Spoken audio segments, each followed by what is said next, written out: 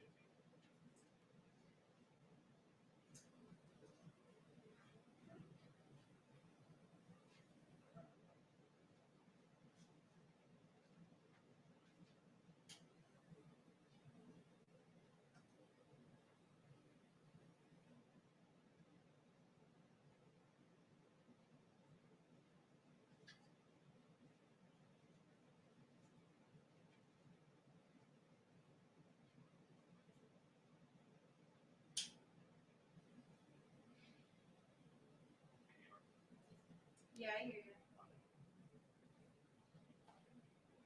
1, 2, 3, 4, 5. You hear me?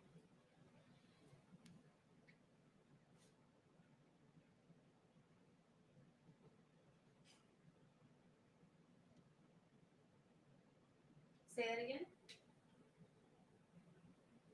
1, 2, 3, 4, 5.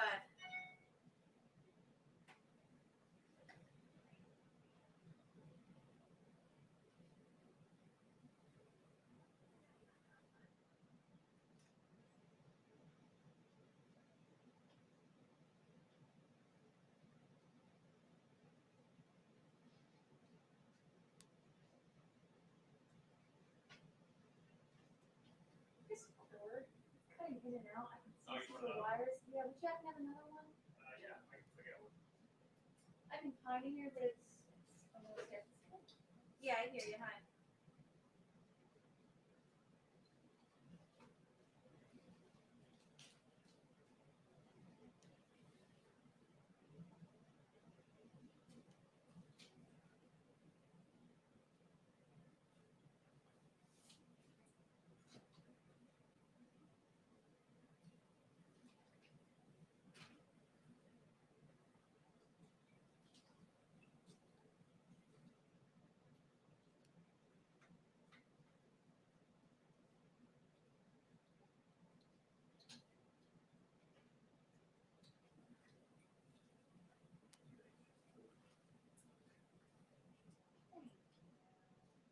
Yeah, it was like.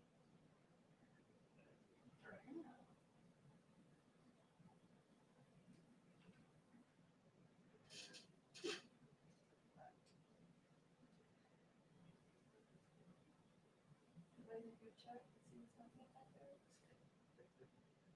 Who's got those? Thank you. I actually saw that. It was lovely. Sit here until 4:30.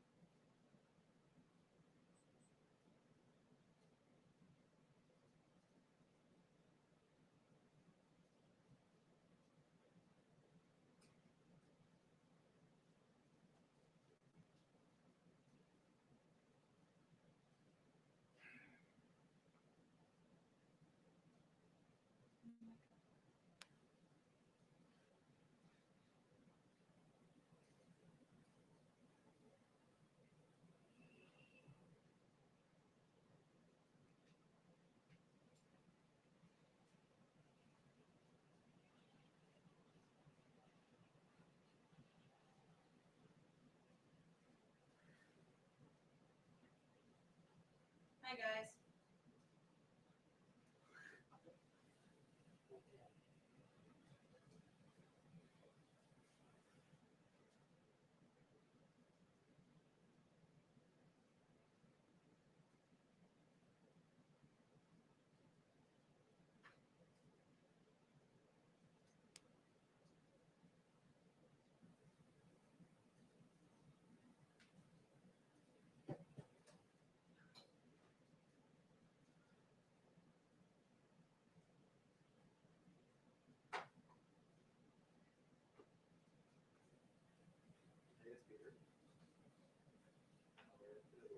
Are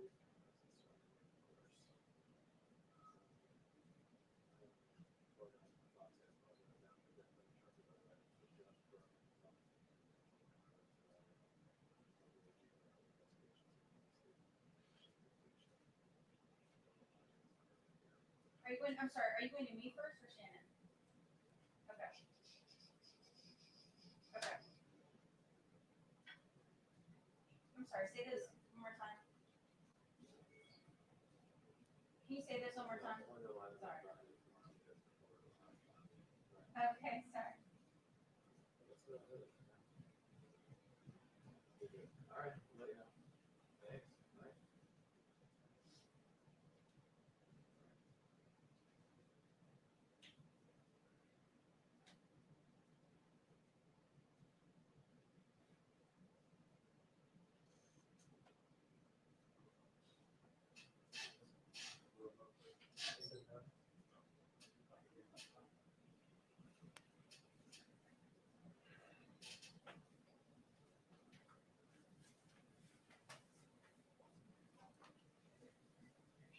Go watch.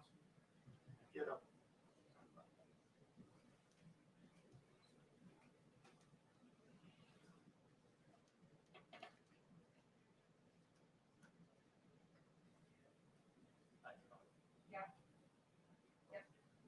Perfect. She says it's up in the air. One. Remotes. Okay. Did you ask for the grouping? Nobody. So, yeah, she said. Oh, no, it's fine. Yeah. They don't know what we have to do last. She said, what? We might not be able to set up the remote when that time is up in the air. Great. By the way, I'll take my $20 now. All I was saying was stay positive. She was better than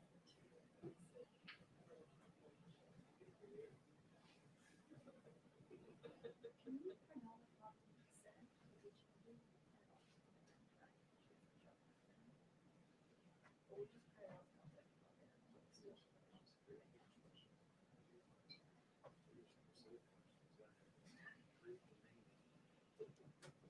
That's actually her goal. All this year, all You're this gonna year. fly. Hey guys, I just had a 2-minute warning. How do you want to handle this? Everybody fell asleep real fast. Yeah, I was down. Kevin. I raised that up. Yeah. Alright.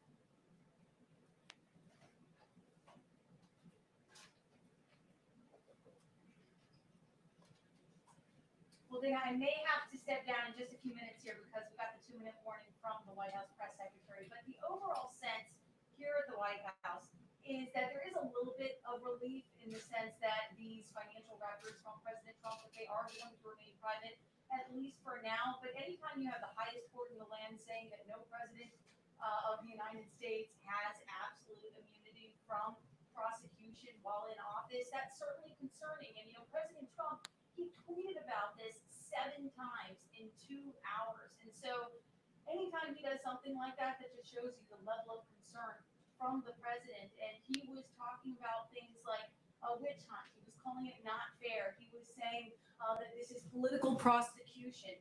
But the president's personal attorney, Jay Sekulow, who argued this in front of the Supreme Court, he painted a bit more rosy picture. He said in a statement that, quote, "We're pleased that in decisions issued today, the Supreme Court has temporarily blocked both Congress and New York prosecutors from obtaining the president's financial records. We will now proceed to raise additional constitutional and legal issues in the courts." So after years of President Trump fighting to keep his tax returns and his financial records private. Today, we essentially learned that that fight is only going to continue. And so now, Dana, usually before these briefings, the White House press secretary has an opportunity to speak to President Trump to get more insight into exactly how he's feeling. So now we wait to see if she has done that and what exactly she says when she steps up to the podium any minute now. Dan?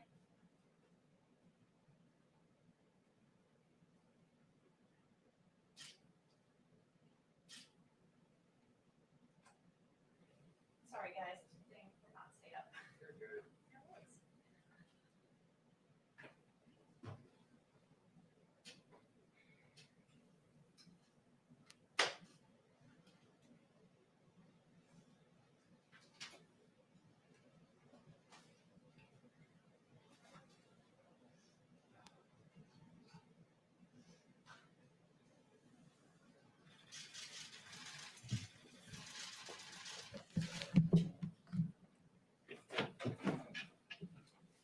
Hello, everyone. There has been no greater champion for rectifying racial and income disparities in America's educational system than President Trump. Every child, regardless of race, income level, or zip code, deserves an equal playing field of opportunity to access the American dream. Making that goal a reality begins in our schools. The evidence is clear. An analysis of 41 major urban areas found that Black and Hispanic students made the largest gains in educational access because of school choice, according to a Credo study. That is why President Trump has been clear in saying in his State of the Union, for too long, countless American children have been trapped in failing government schools. To rescue these students, 18 states have created school choice in the form of opportunity scholarships. The programs are so popular that tens of thousands of students remain on a waiting list. Now I call on Congress to give 1 million American children the same opportunity. Pass the Education Freedom Scholarships and Opportunities Act, he said, because no parent should be forced to send their child to a failing government school. Well, now, if Democrats have their way, children will not have access to schools at all, and that is not acceptable to President Trump. President Trump continues to fight for equal opportunity in our schools by boldly and firmly underscoring the absolute necessity of America's schools to reopen this fall. The data is clear. Sustained school closures hurt students who have fewer resources the most. McKinsey & Co. created these models. I have some graphs for you to estimate the potential impact of school closures, and they found this, quote, how much learning students lose during school closures varies significantly by access to remote learning, the quality of remote instruction, home support, and the degree of engagement. As you can see in this chart, students who experience average quality remote learning progress, but at a slower pace. Students who are getting lower quality remote learning stagnate at current grade levels. And students who are not getting instruction at home lose significant ground, with some students dropping out altogether. As you can see in the three scenarios mapped on this graph, if students return to school in the fall, the disparities are far less than if they return in January of next year or the fall of next year, where disparities in learning are enormous. But school closures affect more than just learning. As the NAACP has pointed out, for students of color at all levels across the country, school closings create problems even more urgent than the interruption of their educations. Schools also serve as a community nexus for food and for housing. Rest assured that President Trump knows more than anyone the importance of opening our schools, which is why he has been the most vocal advocate for reopening. And President Trump's America, make no mistake that he will continue to be the biggest fighter for equal opportunity in our schools and continued access to the American dream for all. And with that, I'll take questions. Thank you, Kayleigh. I'm just curious, after today's Supreme Court rulings, how is President Trump feeling about the two justices that he appointed to the Supreme Court, Neil Gorsuch and Brett Kavanaugh, who ruled against him today? Well, the justices are entitled to their opinion. This is an independent branch of government. But as for the decision, President Trump underscored to me, I was just in the Oval Office with him, that it was Justice Kavanaugh who pointed out in the New York State court case that there was unanimous agreement that this should be remanded to D.C., to the district court, where the president may raise constitutional and legal arguments. That was unanimous agreement. Also, there was a note in the Roberts opinion that the New York State case basically the grand jury said that they were prohibited from arbitrary fishing expeditions and initiating investigations out of malice or intent to harass. So that language made it pretty clear that this was a win for the president. When you were speaking to the president in the Oval Office, did he have anything to say specifically about Justices Gorsuch or Kavanaugh? We didn't speak specifically about the two justices. Okay, and if I could, one question about the CDC's guidelines. Yesterday, about reopening schools, yesterday, the vice president came out and said that he said that the CDC was going to be putting out new guidelines next week in terms of reopening. But the head of the CDC, he was on another network this morning and said that they would not be changing those guidelines. They would just be putting out some additional documents. So can you explain the discrepancy between those two? Yeah, the CDC director noted that there would be additional guidance. The vice president noted that as well, but we're on the same page with Dr. Redfield, who has said, I don't want this guidance to be a reason for schools not to reopen. And he said that these were not meant to be prescriptions. They are guidelines. Ultimately, it's up to state and local governments as to what their guidelines look like. There are 47 states who have issued their own guidelines so far. I would also note that the CDC recognizes in their guidelines that many of these things that they're recommending are not feasible, which is why they use the words not possible 18 times and not feasible 9 times. We want our schools to reopen. It's imperative for the health and well-being of the child.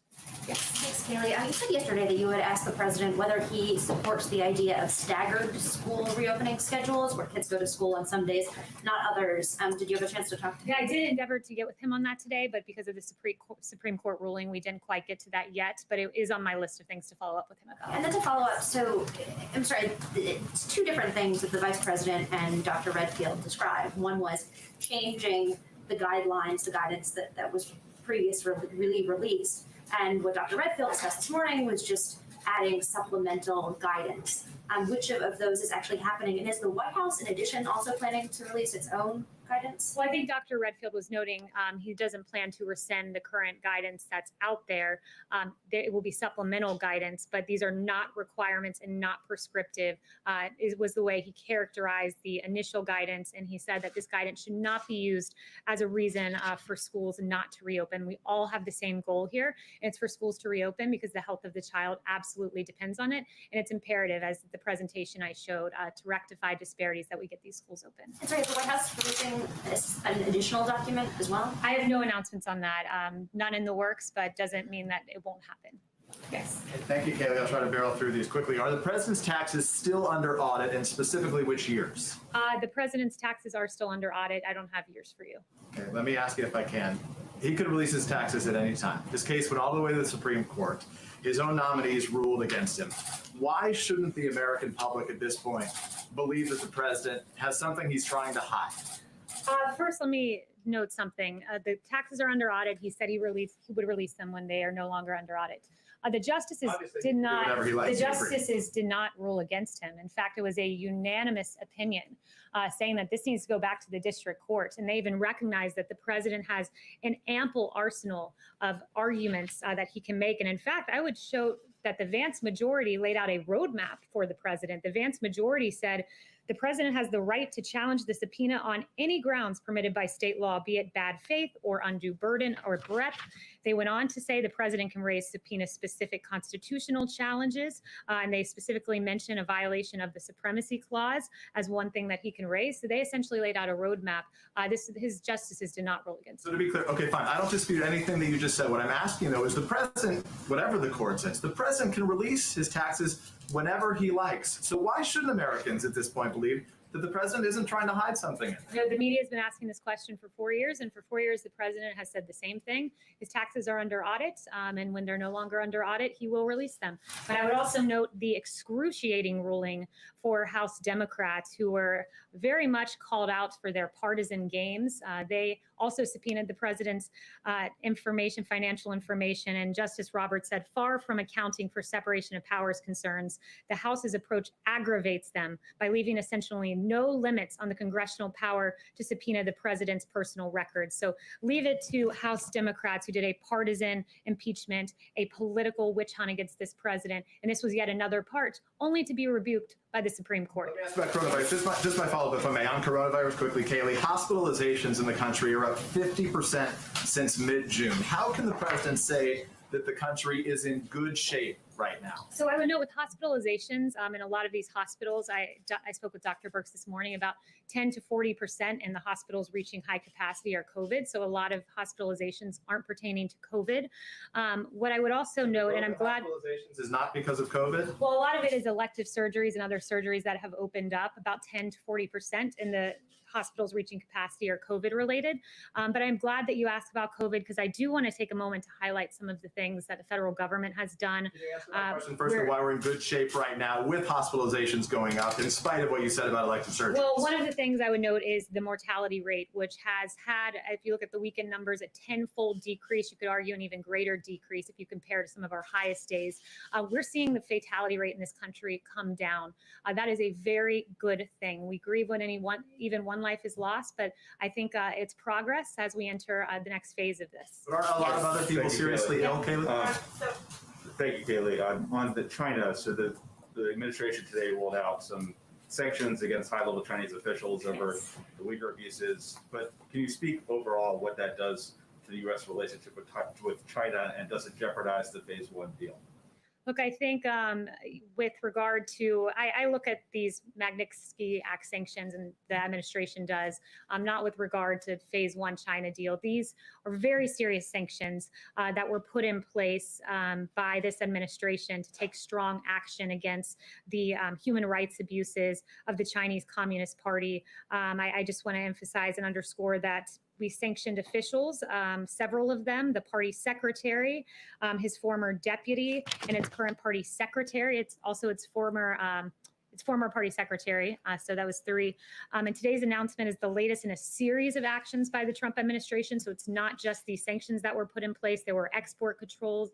The president signed the Uyghur Human Rights Policy Act. So we've taken a very strong stance on the side of human rights and against the atrocities we've seen. And just so the American public knows, some of these atrocities have been forced abortions and sterilizations and really despicable things that have been done. So the message you're communicating to the Chinese is that this issue is separate from the Phase 1 trade agreement. Human rights is a paramount issue. It's very important.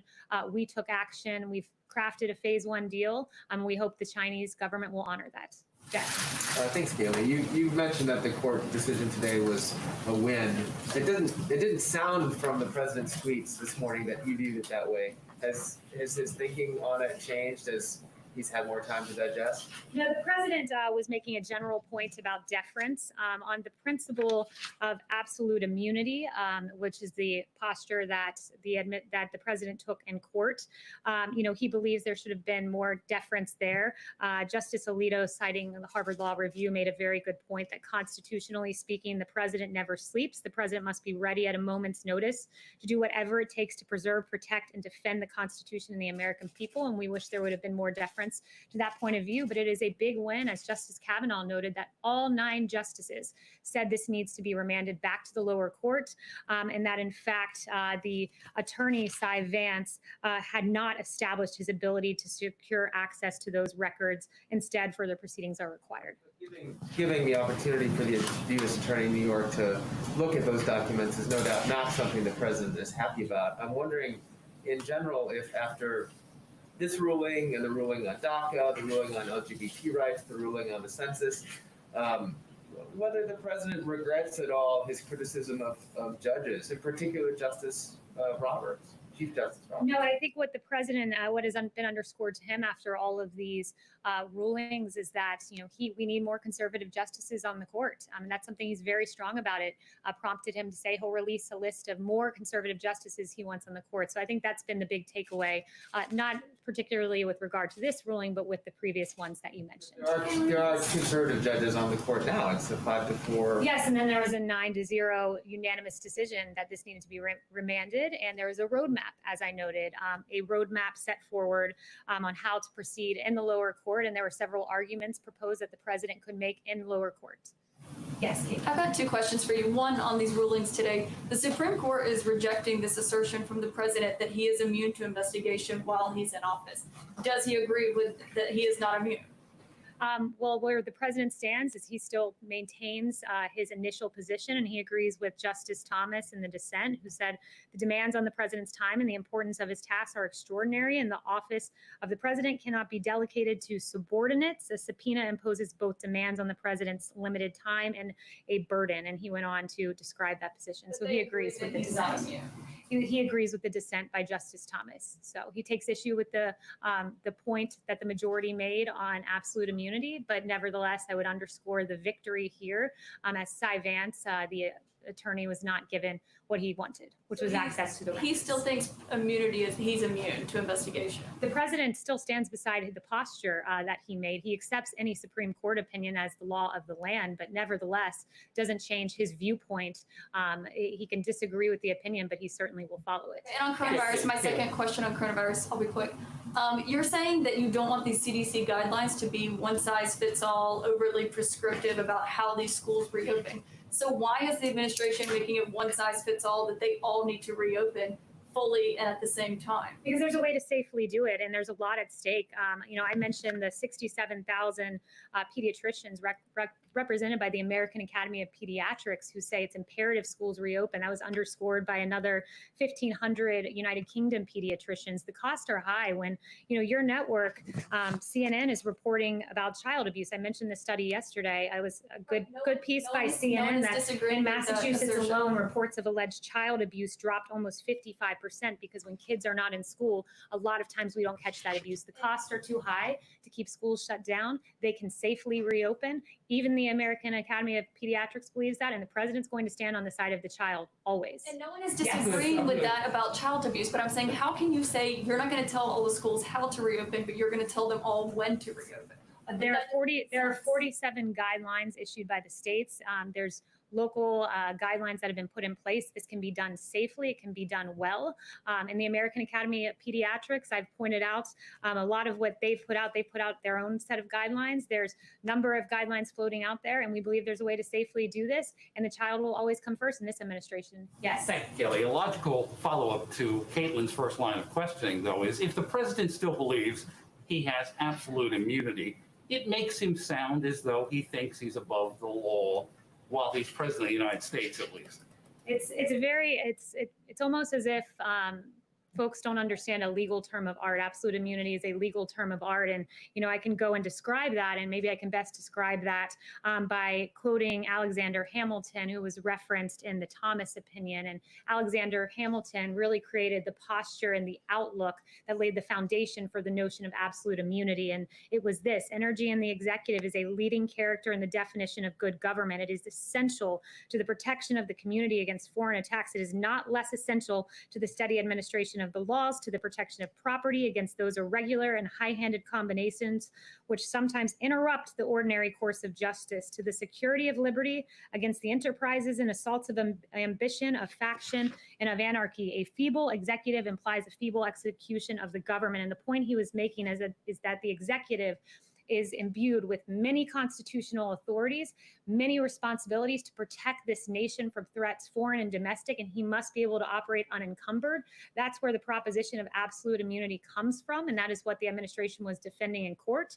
And we are pleased by the 9-0 opinion to send this back to the lower court, though we're not pleased by the absolute immunity component. Yes. Could you, David, could you expand a little bit on Education Secretary DeVos's comments today about you're not going to cut funding to schools, but to shift funding to families? Do you know what that means? And the second question, unrelated, is does the White House have a comment on the retirement yesterday of Colonel Vindman from the Army? So to your first question, I did not see Secretary DeVos's comments, but as you described them, it leads me to believe that it was a reference to the president's tweet yesterday about changing education funding if schools don't reopen. As I noted yesterday, what this administration's goal is that funding be tied to the child, not to a school district where schools are staying closed. That's our paramount guiding principle. As to what that looks like in action, that will be forthcoming. We're hopeful that all the schools reopen in the nation. That's the goal. And we are hopeful for more education funding in phase 4, as I noted. And with Colonel Vindman, I'm not going to focus or comment on a former junior employee. I know the White House has not spoken to him since he left, and I would refer you for further to the Army. Is there any pressure from the White House for him to retire? Yes.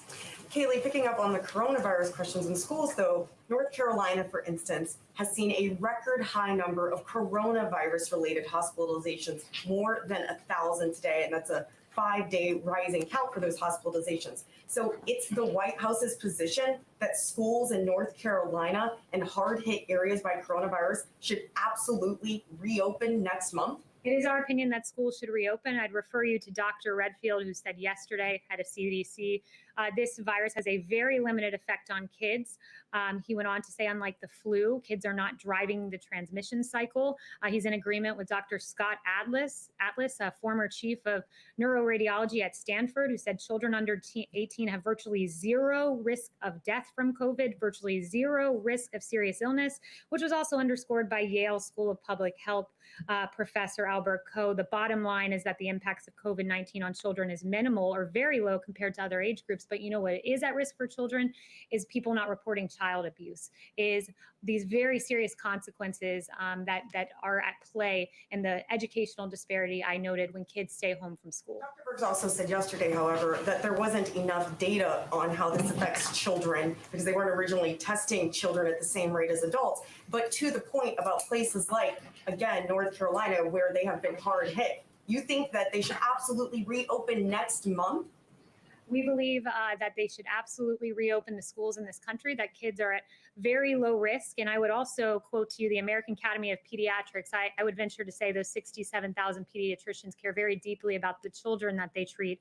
And they have said that children and adolescents are at considerable risk of morbidity and in some cases mortality should they stay home from school. This president will fight for the health and well-being of children.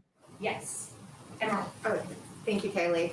A study that came out of Detroit last week about hydroxychloroquine, which the president tweeted about, showed that it cuts deaths in half. Yet the American people have been told by government agencies like the FDA and some government medical experts that it is not effective for coronavirus.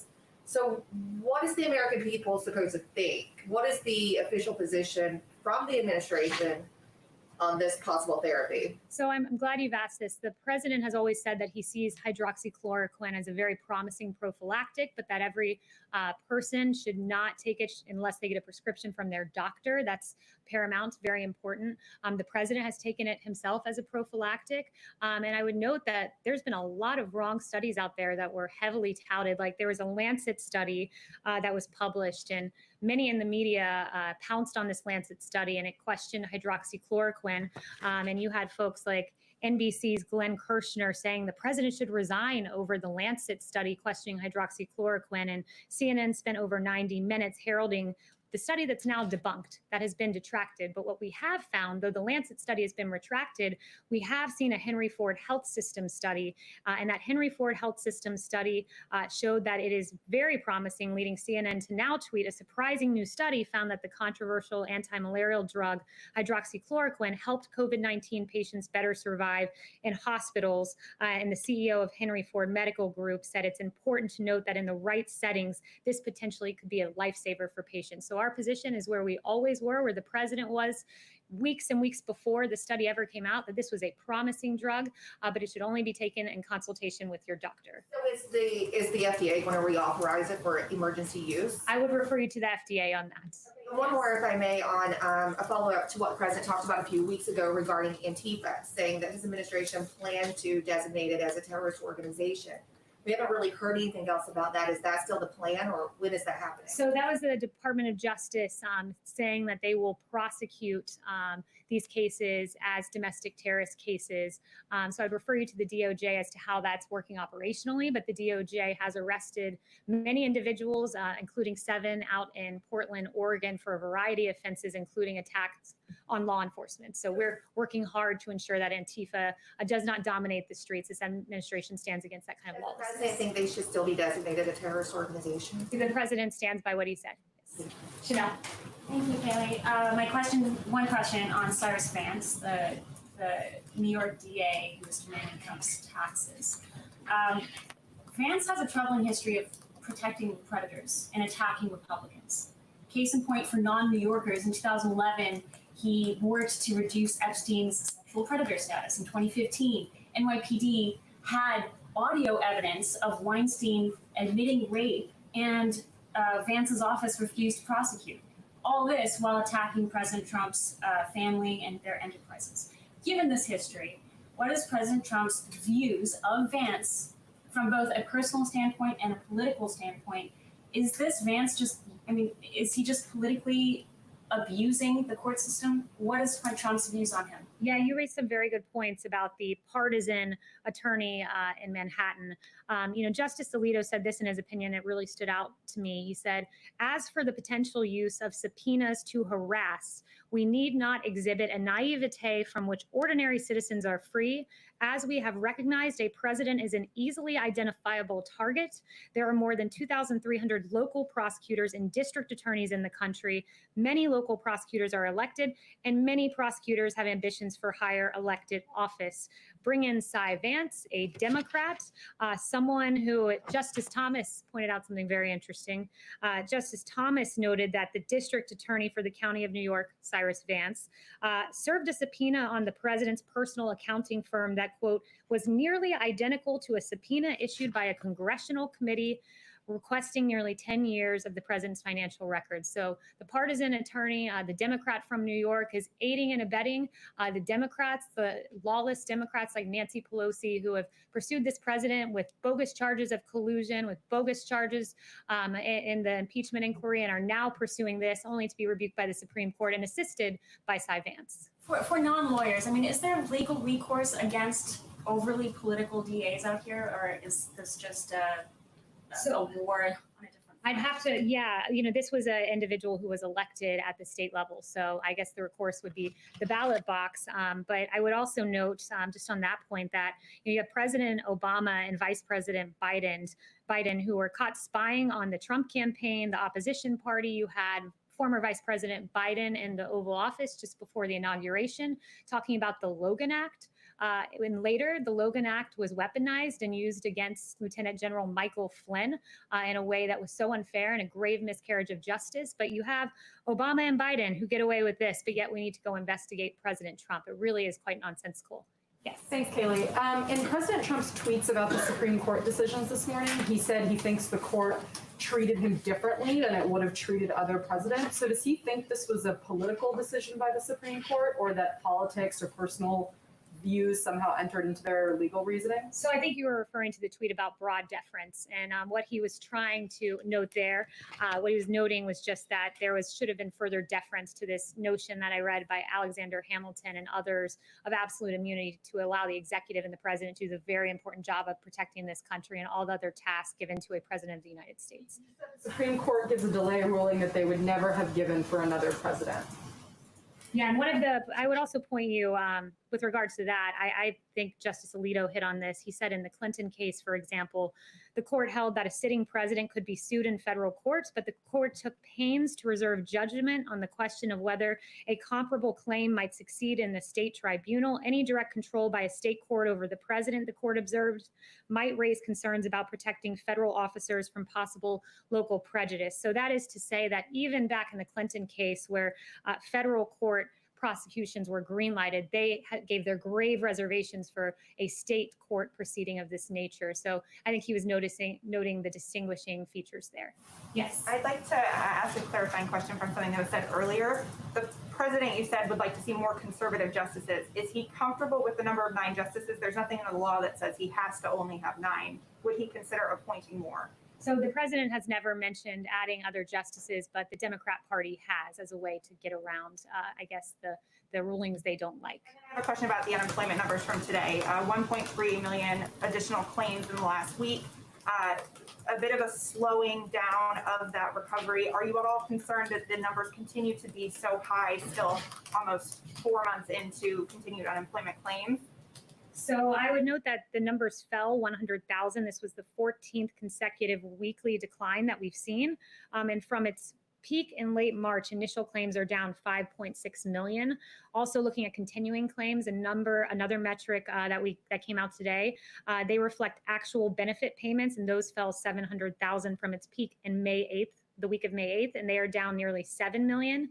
And combined, as Larry Kudlow was shared with me those facts, in May and June, the Bureau of Labor Statistics reported that 8 million jobs gain. And as Larry likes to say, the V-shaped rebound continues. Are there any concerns that those jobs are not returning fast enough? Particularly today, the market seemed to notice the unemployment claims more so than it has in recent weeks. I would say that the two jobs reports, the 8 million together, both record-breaking months, are very encouraging signs. And we like what we see on the horizon. Of course, there's more work to be done, but we have the jobs president at the helm to do that work.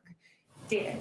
Hi, the Health Department director in Tulsa has said President Trump's rally there likely contributed to a big surge in coronavirus cases in the area. Does the president now regret holding that rally? So we have not seen data to reflect that, and no, we don't regret holding the rally. Yes. Can I ask about the visit yesterday by the Mexican president? Can you tell us if President Trump discussed the issue of funding for the wall with the president, and if not, is that now a dead issue for the president? It didn't come up in the discussions that I was a part of, but I'm grateful that you bring up the wall, which is being built at accelerated pace, more than 500 miles by the end of the year. And we really appreciate the help of the Mexican government and securing the border with the troops that they've provided. Does the president contend that the Mexican government may still contribute, directly to fund? So again, I'm not aware of their other discussions they may have had, but what I would note is the USMCA, that Mexico is a big part in making happen, is bringing tons and tons and tons of money and revenue into the United States, and we're very grateful for that. Yes. Hello, thank you, Kayleigh. Two quick questions. First of all, given United Airlines' recent announcement that they might have to furlough some 36,000 workers, does the president support extending the aid that was already given to the airlines further? And second, on vaccines, does the president have any views on whether or not K-12 students should be mandated to get vaccinated against COVID-19 once a vaccine is safe and effective? So I haven't talked to him either about that point specifically on vaccinations or the airline extension, but I can circle back. Yes. And so one thing, I think I got to everyone. So just one last note I want to leave everyone with, because I do think it's a very important point, is just that there was a Rasmussen poll that came out recently that showed 64% of Americans are concerned about the growing criticism of America's police and that it will lead to a shortage of police officers and reduce public safety. And of all of the demographics polled, Black Americans fear most for public safety, with 67% acknowledging their concern for this. And this is why President Trump has taken action, calling strongly for law and order and peace in our streets, and he's set the tone at the top for mayors and governors. Additionally, we've had the hundreds of federal arrests, the executive order that's enhanced our police departments, and Operation Legend, which I announced yesterday from the Justice Department, and in honor of Legend Talaferro, a 4-year-old boy who was tragically killed in his sleep in Kansas City. And as we head into the weekend, this is our last press briefing of the week, and so I just wanted to make a plea for peace in our streets, because far too many children have been lost. It's important to know their names. It's important to see their faces. And may we all hold in our prayer and keep close to our hearts the families of Natalia Wallace, who was 7, Makai James, who was 10, Bernardo Jones Jr., who was 14, Sincere Gaston, who was 1, Lena Nunez, who was 10, Amaria Jones, who was 13, Devon McNeil, who was 11, and Secoria Turner down in Atlanta, who was 8. Let's make sure we have peace in our streets this weekend and hold these families in our prayers. Thank you.